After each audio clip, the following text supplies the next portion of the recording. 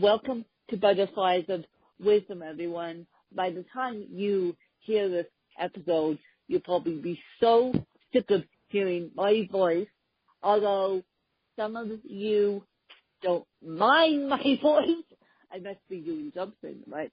But by the time you guys hear this episode with Mel and I, it will coincide with an interview I did earlier with Jen Taylor, all about raising kids and education, believe it or not.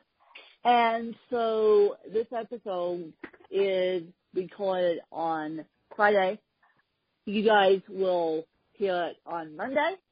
So we're going to be talking about education and our experiences with education. So without further ado, I'm going to let Mel read off and I'll chime in when I'm needed. Happy Friday, everybody. Wynn, how you doing? Okay, today is a very special episode because we're going to be discussing education. And as we all know, our fearless leader here, Wynn, is a brilliant author, but she's also a very devoted and dedicated educator. She takes it very, very seriously. So, you know, we were just discussing right before we started this recording our diverse, yet similar in some ways, educational experience and background. I'm a 53-year-old adult who went through high school, had some troubled years, had to repeat one grade, took a break off from high school to start college late, and I now have two sons that attend a Division I Catholic high school themselves. So, you know, I have my particular perspective and views on it, and Wynn has some very strong opinions on where education is heading. So that's kind of like the theme of the show today. And so based on that, Wynn, I'm going to go ahead and let you fire away, and we'll build on what we talk about. Okay? Go ahead. Well, thank you, Mel. And as you guys know, as my listeners know by now, and as Mel knows, I have cerebral palsy. Well, what does that mean towards education? You guessed it. I have been fighting the special education battle all my life. And when I started fighting with the special education battle back in 91, when I started my school journey, there was no special education system. There was Americans with Disabilities Act, but it wasn't really implemented in 1991. It was still in draft form, believe it or not. And so I didn't grow up with the special education system on my side. I grew up with the special education system also fending for myself in school. And that has made me even stronger because, again, as I apply to journalism school, as of today, I applied to journalism school, yay me, but I'm still going to have to be fighting the special education system. Even though my classes are going to be online, I'm still going to be requiring the books and requiring special accommodations and notes saying that I have a physical disability because they don't believe me via phone and all that good stuff. So I believe not having the No Child Left Behind law, when I started back in 91 in a private preschool, I believe that made me a stronger advocate for the special ed system as I grew up. And I've been very lucky. As you guys know, I was raised as an able-bodied woman with a side note of cerebral palsy. But at the same time, I needed help. I definitely needed help in school, but I was very lucky. For 11 years, I had until I went to high school, I had a one-on-one private aide who sat with me in every single classroom. Now, granted, the private aide changed throughout my academic years, but I was very lucky. In fact, one of my private aides is now my colleague, believe it or not. So she'll tell you that I first found out about Country Day because of Win and because of working with Win. So that has just been an unbelievable experience now having her be one of my colleagues. And no, I don't work with that particular colleague now, but that, to me, I was very blessed. Most kids with cerebral palsy are lumped in to the public school setting, and now the difference between public and private school, well, obviously money, but by law, you have to provide for your child, for the child in a public school setting, whether they have autism, whether they have cerebral palsy, whether they have feeding tube issues, G-tube issues.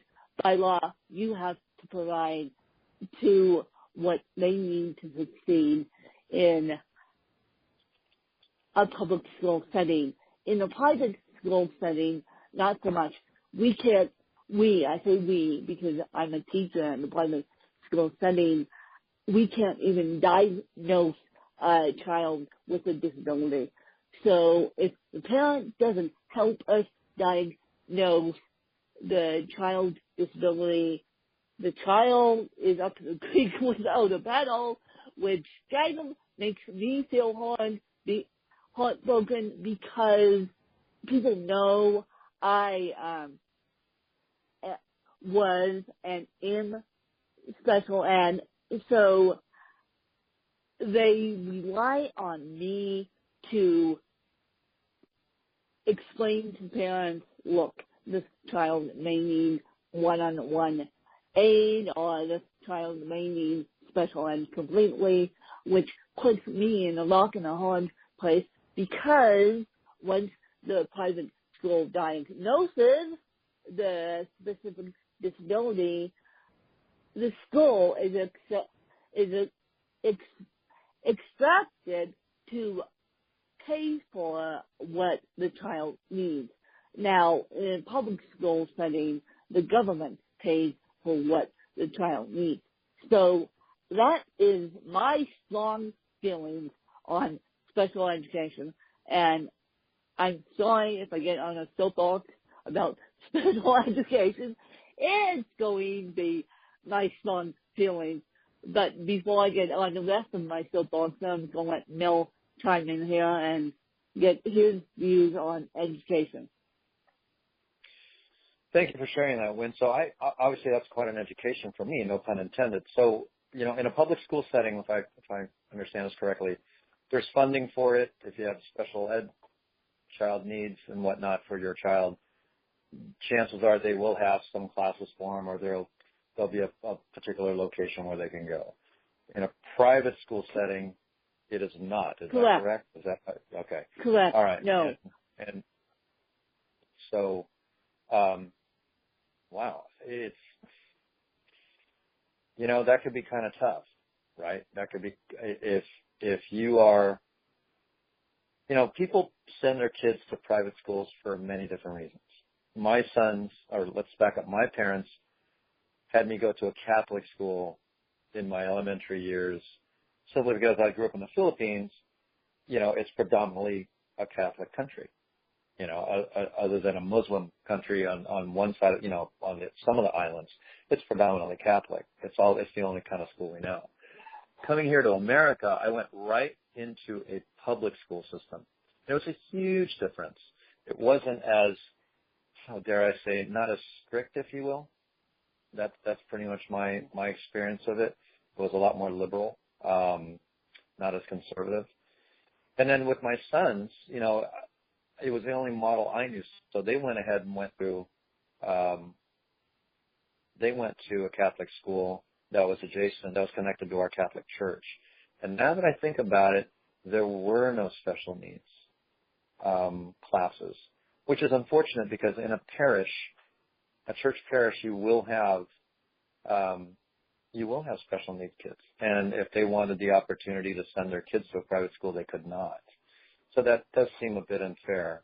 And if they have to go to a public school setting, is the quality of the education for special needs in a public school setting, is it good, Wynn, or is it subpar? Is it excellent? Can you gauge it? I can answer that completely. I am very lucky because I have a friend who I went to school with. Actually, I have all three of the boys have a form of autism. One is severe. They moved here from New Jersey, moved here just for the special ed system. Moved from New Jersey to Aspen, Colorado, just for the special ed system. The family worked on Wall Street, had the wherewithal to send their kids to exclusive autism program all across the country if they wanted to. And so it wasn't about money, but they moved here for the special ed system. Now, if you guys Google Aspen High School, you will get a glimpse of the special ed system that I went to for my high school.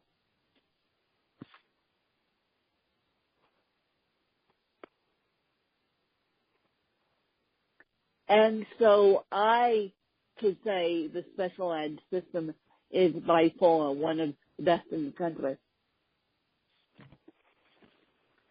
Wow. Okay. Now, but that's not in every Catholic school, though, or that's not in every private school. That's not a private school. That's a public school. That's a public school. My apologies. Okay. You said something interesting earlier that kind of struck me, and you said that you have a concern or a fear or an opinion that we won't have education someday. Now, and can you enlighten me on that? What exactly does that mean? Because that's a pretty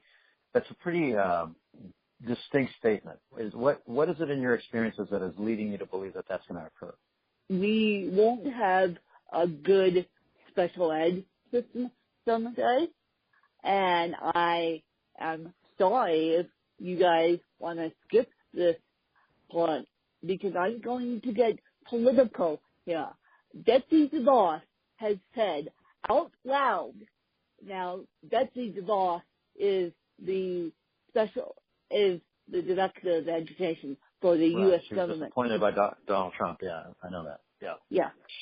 And so Betsy DeVos has said out loud, I don't support the special ed system. I don't support special ed schooling. I don't support public schools. I do not support special ed. And so that's why I personally, what would make her say that? Yeah. I don't know. She has come from the background of, I believe, and you guys can correct me if I'm wrong, of homeschooling the kids, and she doesn't believe in traditional education, let alone the special ed system. Then how in the world, that kind of begs the question, how in the world did she get appointed to be director of education? That's what every teacher in the country, including myself, is trying to figure out. That's what every teacher in the country is trying to figure out. Right. I mean, okay, I'm still kind of at a loss there. Okay, so there's got to be some reasoning behind her thought process. I wonder what it is. So what else have you learned about her being an author? I wonder what it is. too. She's been pretty controversial. There's been, there hasn't been a whole lot of positive things said about her. So what else do you know about her that's a bit, not well, positive? I know for a fact that she wants the voucher system put in place ASAP. The voucher system? What's that? For what? The school choice system put where parents can choose to send their kids to school on a voucher. Oh. By choosing their education. As in a traditional school that's in their neighborhood in the boundary, or as in a charter school? Can you help me understand a little bit? As in both. As in a traditional school or a charter school, depending on where the parent wants to send their child. That's going to be kind of difficult, isn't it? Because it's kind of government funded driven, isn't it? I mean, based on test scores and based on school performance and all that stuff. Yeah. Right? That's why screws that all up, doesn't it? Yeah. Yeah. Now you see what I'm getting that? Yeah. Yeah. That will screw that will roll up everything in the place, because during all school play week, which is coming up, all school play week is something we do at Country Day, and during that week we have REB testing, I believe that's what they call it, where the kids have to fill in little bubbles to say this is the correct answer. Bubble A, bubble B, bubble C, bubble D. You know what I'm talking about. The book, the test booklet is what they're called. And so I know, as a matter of fact, that the public schools get funding based off those booklet tests. We don't, but we use them to compare reading scores and do all other stuff with them. Okay. All right. So what else is? Let's talk about a little bit more about you. So where do you go from here? I mean, you've got some educational pursuits. Well, I step away from education and turn my career to journalism, because special ed as a teacher is not treating me nicely. Special ed as a student treated me nicely for the time being, but without parents being the advocates, kids are without the paddle. And I was very, very, very lucky that I had two teachers that the beginning of their training, and they will tell you this publicly too, at the beginning of their training, they decided to go into special ed training. When one preschool teacher of mine, her background is in speech pathology, before she even met me and began teaching me. And the other one, my kindergarten teacher, who's now my colleague, was at a school in Pennsylvania, of course, a special ed school. And of course, this special ed school shut down in the 90s due to funding, I believe. And so then she had to get certified in special ed, because all these special ed kids were coming over to the public school. So I was very lucky.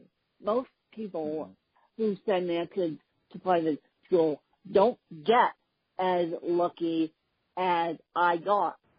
And because most teachers are trained to teach and they have to get a state license, obviously. But most teachers are so gung-ho to go teach that they forget about the special ed population and the system. So little Susie Q walks in with cerebral palsy, and God forbid it's cerebral palsy mixed with autism, and so then they stick the kids in a segregated classroom away from their able-bodied classmates, and then they don't give them, they give them the support they need, but sometimes it's with an untrained teacher's aide who isn't trained in special ed. Right. So then you have the lead teacher dealing with 20 kids who's not trained in special ed, wondering why these kids are having meltdowns and saying, I can't do this because X, Y, and Z is having a meltdown. God, that one it was 2 years ago. I got the untrained teacher who wasn't trained in special ed, who had the meltdown at the end of the year, and this was a colleague of mine, and I'm like, yeah. Right. You know, it sounds like you've had a interesting road there. No pun intended. And then you have the teacher who, I give you this example too, you have the college student who decides to get a degree completely different than teaching. And of course, all these public schools are running the other direction to hire everyone under the sun. And so then you have that problem of training teachers. Yeah. I have a good friend of mine who actually is a special ed teacher, and I had lunch with her today. And she's working for a private place right now, and she's a little kind of disgruntled. They're not being very family friendly to her, as far as, really demanding a lot from her to be part of a lot of the school activities, and not taking in consideration that she's a parent as well, a single mom, if you will, and wants to and needs to be with her kids at night, and has missed a couple of events at the school because of it. She didn't have anybody to watch her kids. And she's it's actually kind of forcing her to, and she has applied as a substitute now,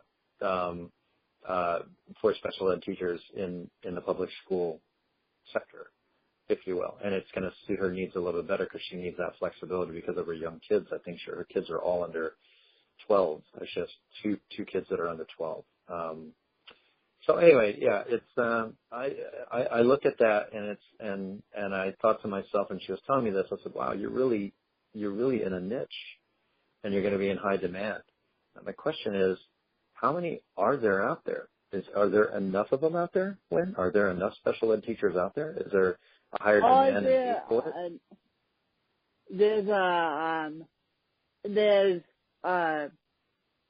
Are there enough of us out there? No. A lot of teachers have second jobs just to cover. I mean, my paycheck barely covers my cell phone bill. And a lot of teachers are moving in with roommates to cover the bills, or my generation is moving back in with their parents because they can't afford to make it. That's hard. That's hard, especially, education as it is. And I respectfully equate this to coaching, because there's a lot of, in my industry, you are essentially teaching, but I'm nowhere near, obviously, the dedication of an official teacher, coaching is such a love to do. You have to love what you do to be an effective teacher, especially someone who's going to be there for a long time. So I appreciate anybody who's an educator with formal education and training. So to be a special eds and a special needs teacher, that means you've got to be, on a personal level, got to be a very, very patient person and someone who's really willing to give themselves to make sure that child or person gets the education and the guidance they need, correct? I mean, what drives you, Wynn? What drives you? What has driven you all these years to be the best that you could be? All these 11 years of teaching preschool, 11 years. And as you guys know, I'm actually making a career pivot out of preschool. I'm so happy because teaching preschool is like glorified babysitting. Let's just put it that way. And you guys can get the visualization on that. And so what drives me to be educator and not get paid as highly as I would like? And that's my biggest complaint. And talk to any teacher in California, talk to any teacher all across the country. Our biggest complaint is our paychecks. And so what drives me? Well, one simple word, the kids. Actually, that's two simple words, the kids. Because I want to educate the next generation on diversity. And I want to educate the next generation on cerebral palsy. So that's what drives me to go into the classroom 1 to 2 days a week and do it. Yeah, in my business, when I'm coaching, there's no greater joy than seeing somebody who does improve and achieve goals and results. I mean, it's got to be just as gratifying, even more, if not more, for you, right? I mean, it's... Yeah. Yeah. Right. It's, but like I said, the biggest... love to do it. The biggest problem in teaching is we're losing high-quality teachers because of the stress that you mentioned earlier, because of the demands that are put on us after school, thank you very much, and because of the paycheck and the parents fighting us every 2 seconds on how we should educate their child. And then when we say X, Y, and Z, they just look at us like you're nuts. Right. That's the big problem in education. And this doesn't go for disabled education either. This goes for every piece of education, but especially when you're dealing with special ed, the parents want to fight you even more than they do with their typical child within the classroom. It's, God, it's a very emotional thing, isn't it? I mean, I was a parent too. I'm a parent too. I remember the times when, I would kind of wonder, why is this going on with the kid, and why is this going on at school or whatever it may be. It's just one of those things where at the end of the day you got to trust the educators that are in charge of your child, right? I mean, if it were only that simple, correct? Right. Yeah.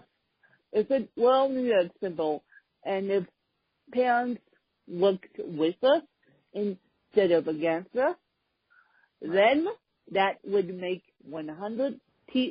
over 100 teachers happy. But by the end of the school year, there are days that I don't even get a thank you for educating kids. There are days where we have small spring performance, and I remember because this parent was so invested in the child's education, my colleague stands up, and the first words out of my colleague's mouth were, I would like to thank Vin for helping me and keeping me on track and helping the kids. And this particular parent goes, yay, Vin, yay, aka yay for the teacher's aide, because she saw how much work we put in with kids. Do you know the rest of the parents looked at this particular parent like she was crazy, number one, and do you know I only got one thank you from a special needs parent at the end of that performance. And that job, isn't it? is, yeah. And so that teaching, that's why I'm slowly but surely stepping away from education. Teaching is beginning to drive me nuts. And I'm sure you guys don't want me to lose my mind, but talk to any teacher about how much work they put in to making the classroom, kindergarten classrooms and preschool classrooms cute at the beginning of the year. Fact is, that all comes out of their pocket. Thank you very much. It doesn't come out of the budget for school. No. And there are a lot of teachers that do that across the board, whether it's, special needs or not. I mean, that's where the love of teaching really comes in. I know that I've seen that before. Hell, I've done that, So, wow. Well, you add a lot of value. You add massive value to the special needs kids that you have taught, and I'm certain that at the end of the day, since you're the only one that could do it at the level you do it at in your school, those parents do appreciate it, and it's unfortunate that they don't acknowledge that. Acknowledgement is always a nice thing, but if you were to ask those kids that you teach, their first thought is going to be how, the actions and activities you did with them, whether they can process that from an appreciative standpoint or a comment. It's maybe they're too young to do that. But if you're the one that they constantly see on a regular basis, then they're going to equate their success and ability to learn due to the fact that you were there, right? So you were pivotal in their growth. So at this time, thank you, Mel. At this time, my kids are too young to say thank you. When you say please apologize, they just look at you like, I don't know what apology is. I don't know what apology is. And, we have rules in our classrooms all across the state that when a kid hurts another kid or even the teacher, we look the teacher in the eye, and I don't know how they do this in different school districts, but in my school, we look the kid in the eye or the teacher and say, I'm sorry, with the guidance of the teacher. But half of the time, that doesn't even work. No. Half of the time, that doesn't even work. This has been an education on my part too, so thank you for sharing all that you did. Well, you're welcome. We'll see where the education goes in the country with the director of education leading the way it is now. I'm still scratching my head over that when you said she doesn't support, public schooling or whatever the case may be. I'm sure there's some sort of, let's give her the benefit of the doubt and understand what her reasoning is. I don't know what it is, but but it is a bit of a tough thing to digest. Tough. And begs the question then why were you appointed to be the director of education if you don't support education? It's a tough thing to digest. Yeah, you basically want the people who understand it better than you do to be appointed there, I don't think that President Trump is really the person who's going to head education, which is why he put her there. So who knows? Who knows what the reasoning is as to why she appointed her. So. And one other thing, in private schools, you not only have your one boss, you have a million parents watching every single move. And that's a little scary too, because these boards of these wealthy parents will tell you X, Y, Z because the kids will tell their parents, and so one false move to all these teachers, the teachers will get fired in 2 seconds flat. I mean, I don't care how well, I was actually involved in a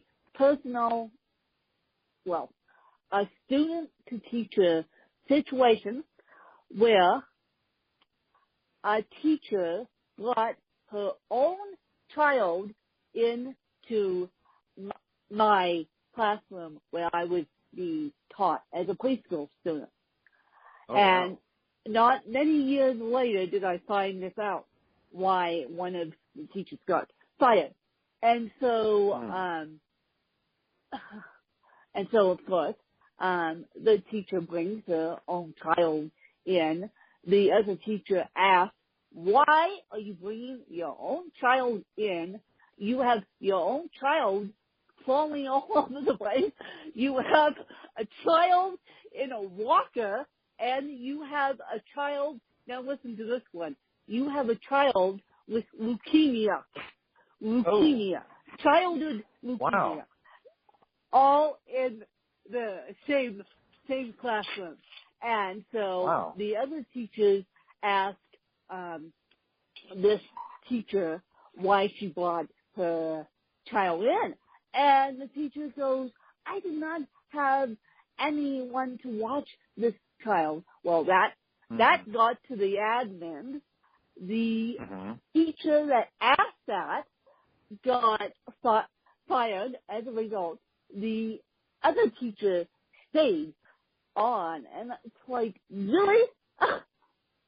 Wow. And many years later did I find that one out. And so, and this is public knowledge. And so it's like, really?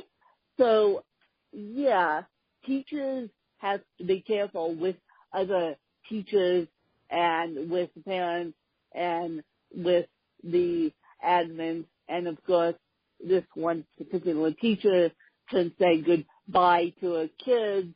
She left at the beginning of May, the kids being so impressionable, wondered where this teacher was going or had gone, and this teacher couldn't tell anyone that she had gotten fired. She was public school, she works in public school preschools, private school preschools. She had a lot of parent advocates for this particular teacher, and she could not get anyone to stick up for her because she could not tell where she was going, how she got fired until many years later. Oh, wow. That's unfortunate. Yeah. All over teacher bringing their own child to school and thinking that was okay. Yeah. Yeah, that's not okay. And so my advice to, and then I'm going to let you give your advice here. My advice to new teachers walking into student teaching after college is just be careful where you step. And once you are in college, remember to get trained in special ed. Thank you very much, because ADHD and ADD is rampant in this country. Autism is rampant in this country. So don't be so gung-ho about getting your quote-unquote normal, typical teaching under your belt without adding special ed into it. Wow, that's quite a situation. So what would you do in that situation, Lynn? What would I do? Mm-hmm. If I was being student taught, I would get as much. I would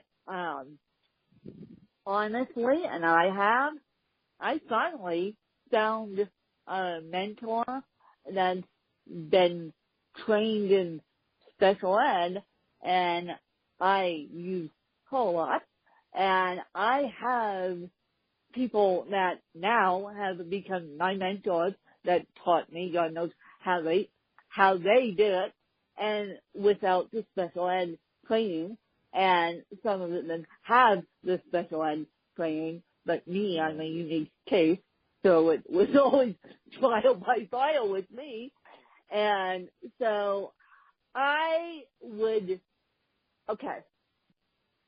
if you're in college, if you're a new student in college and want to go into education, I would go to your special ed office and say, how can I help you? Because 9 times out of 10, the special ed heads in these college campuses need help. And so that way you can learn from them what they are doing to better the special ed students' lives. Right. Yeah. It's sometimes you're left to your own devices, right? You gotta fend for yourself and figure it all out. And mentoring is such a valuable thing. I've mentored a lot of people in my industry who want to get into the industry, and it's kind of a pay it forward type of thing, right? Most of your mentors have been mentored by someone else, and so I have no doubt that there's going to come a time where someone's going to need your help, and I'm sure if you haven't already done so, you'll be giving it to them. You're mentoring me now on how to launch a podcast.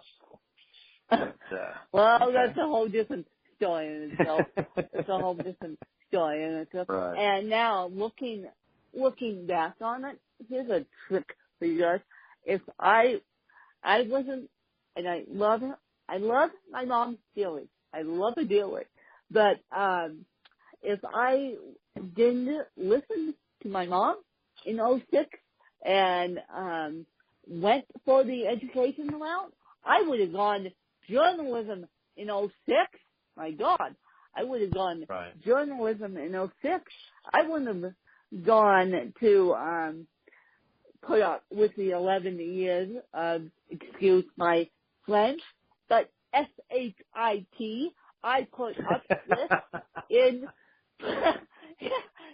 Mel's laughing at me because he knows exactly what I spelled, and so that's why I spelled it, so we don't have to put expletive on this podcast, but I would have not put up with the SHIT that I put up with if it hadn't been for my mom.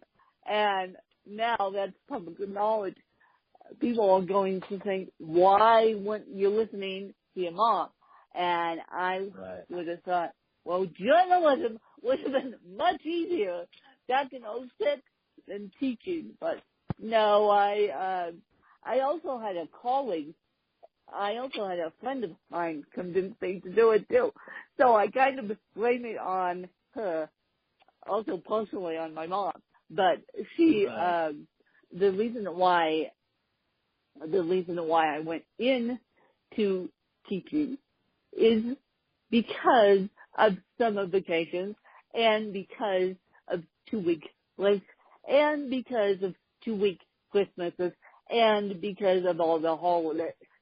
And so that's why Um, that's why Now the my truth comes out. mom and this colleague kind of convinced me to go into education. But now, looking back on it, yeah. Yeah. Yeah, if I knew But you know what, now, you were in time. You spent some years making a difference in some kids' lives, and you did what you love to do. So I don't think it was a mistake. no, and I will continue to do it. I will Sure. always, and teaching will always be in a teacher's bloodstream until the day they go and retire. And I've known teachers who are still teaching in different capacities because they can't get teaching out of their system. Nope. Once it's in you, it's in you, right? Nope. It's who you do. It's who you are. Once it's in you, and you would probably agree with me on coaching. I have known coaches that have coached and coached and coached, and now they're coaching in different capacities because it's the same thing with teaching, and we want to see these kids and adults succeed. Right. Yeah, it's just you just can't help but do it. You know what I mean? Because it just pulls you there. There's something about making somebody better, and no matter what the circumstance is or the cause is or the audience is, it doesn't matter. It doesn't matter what kind of student it is. If you have a love for coaching and teaching, you're going to do it because you love it, right? So yeah, you're going to do it because you love it, and you're going to spend hours and hours and hours of preparation of teaching. I mean, I've caught Mel on Facebook Messenger, and he goes, "When I'm in the middle of coaching the client, talk to you later." And I'm like, well, that's a devoted coach. He multitasks, but at the same time, you're devoted to your day job, and you're also a devoted parent. So therefore, I am. That makes me feel better that someone is helping the educators in the classroom and helping these kids succeed. I mean, it's the worst when the parents cite the educators, as I said, and don't help us. So any parent who's listening out there to this podcast, please, in 2017, in 2018, or maybe even now, and then I'm going to mention my favorite end of the year teaching gift, also, which ties into this, help your child get educated, which and don't give us candles. Help the educator educate your child as the end of the year teaching gifts. I know you guys want to give us Starbucks gift cards or candles or anything else under the sun, physical, but the best practice is help us educate your child. Right. Do it behind the scenes, right? Assist in the home. Absolutely. Yep. Absolutely. Thank you, Bill, for I get that. Chiming on to that. Totally. Assist in our home. And even though we enjoy the candles and the Starbucks and the wine, because I know you guys like to hand us wine at the end of the year, maybe over Christmas, but the best gift that you can give teachers at the end of the school year is a thank you, and then just assist in the home. Right. Yes, definitely. You know, help the educators educate your child as well. That's an invaluable thing. I've totally. And Mel, how would you like to close out this educational podcast? Well, first and foremost, thank you for all that you do. I know that you love it, and I know that you've had some, you were torn inside with this whole thing. But at the end of the day, I think you're going to continue to add value in whatever that you do, even with that, especially with journalism. You spent a few years doing what you were doing with special needs kids, and you can only walk away in your own heart knowing that you did a great job. And the universe is going to be, greater and more grateful for what you're going to do next. So much luck to you. Yeah. And I'm for all of you parents out there, help your teachers, right? Help your teachers yes. teach your kids. Don't yes. dump it all on a teacher. They've got enough students they have to deal with, and if you can help them, it's all about your child anyway, right? It's not about yes. you as a parent, and it's definitely not about the teacher. You as a parent, right? And especially when it comes to individualized education plans, aka IEPs, help the educator design a plan for your child, whether it be special needs or able-bodied. And yes, you guys, I haven't given up teaching completely. I am still teaching 1 day a week. They haven't gotten me down to where I want to, but not to know yet. So I'll be teaching third grade music 1 day a week, and I'll probably be doing that until I can't do it anymore, until my body goes, I can't do it anymore, you need to help me. But it's more my mind than my body, because teaching is so stressful. So if you guys help us as educators, if the parents help us as educators, we would be forever grateful to create the next generation of wonderful and intelligent human beings. Yes, absolutely. So I hope you have a wonderful Easter. I will, and I hope you guys do too, and I will be back here on Tuesday with Mel, and we'll continue our podcast series, and then it's All Favorite Podcast and Picking Your Niche. So that should be interesting. And I will see you guys next week, and have a safe and a happy Easter for those of you that celebrate it. Or for those of you who are just celebrating, please do that nicely too. Get outside this weekend. And I appreciate all your support now. I couldn't do this podcast without you, and I definitely couldn't do it without my listeners. So this is a shout out to you guys too, and Mel. And so we hope that you enjoyed another fabulous episode with Mel and I, and we hope to see you guys here on Tuesday, or at least have you hear us in your headphones. Sounds great. Thanks, Happy Easter, everybody. Thank you, Wynn. Take care. Bye-bye.